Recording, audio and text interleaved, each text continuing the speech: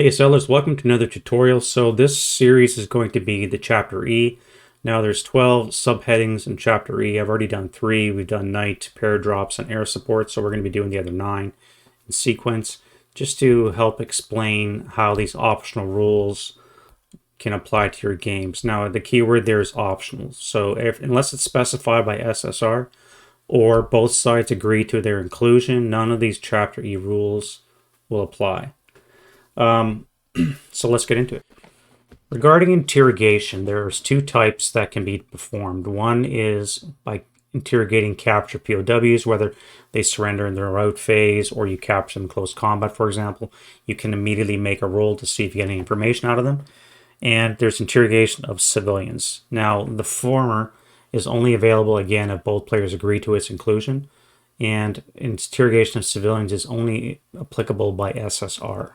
And it's only available to the attacker. So remember, in ASL, whenever you see attacker in all caps, it indicates it's that person's turn. So if you have Russians facing Germans, for example, and the Russians move first, in the first half of that turn, the Russians will be the attacker, and in the second half, the Germans would be the attacker.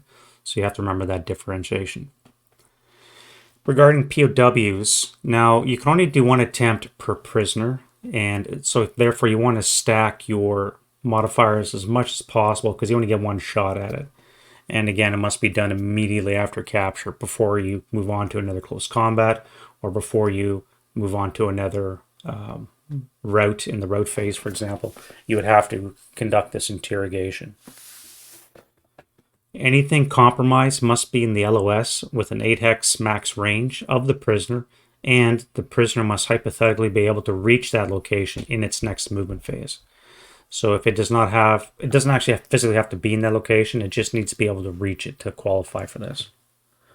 Once you make a successful interrogation roll according to that chart right below it, you can get some information revealed. Now, if for whatever reason something is non-applicable, for example, there's no HIP units or hidden fortifications, then you can choose the next higher final die roll result. Regarding interrogation of civilians then, so this is all done as part of the wind change die roll in the rally phase. If you're in a friendly country and you roll a 4, again, if you're the attacker, then you would get information. And if you're in a hostile or neutral country and you roll a 3, then you get information as well. Now, there's modifiers to this based on hostile or friendly country, you can see there. And this is all calculated from the attacker sniper counter. You don't actually physically move the sniper counter, you just use it as a base. You do a random location die roll. And the closest good order friendly unit in that hex is the one that gets the information. When you get that information from civilians, the LOS restriction does not apply, nor does the range. So it can be anything that matches those units, concealed, HIP, or hidden fortifications. That's obviously the closest in hexes to the interrogator's hex location. So let's look at the bottom center there where you have the results of your interrogation. Any concealment counters in the closest hex are removed. Any HIP units in the closest hex must be placed on board underneath a concealment counter. And if there's any hidden fortifications and it's part of a multi-hex system, for example, a trench line or a minefield or a fortified building, then you would reveal the entirety of that fortification. Finally, with regards to 2.24, defense is compromised. If you do not have each of one of the 3 cases listed there, you can replace one with one that is there. So, for example, if you have defense is compromised and the only applicable result is concealment, then you would be able to choose the 3 closest hexes to remove concealment counters.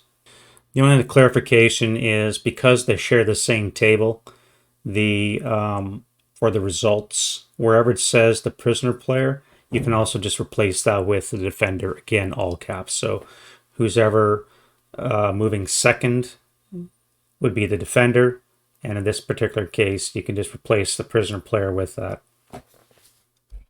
And there we have interrogation. So not overly complex.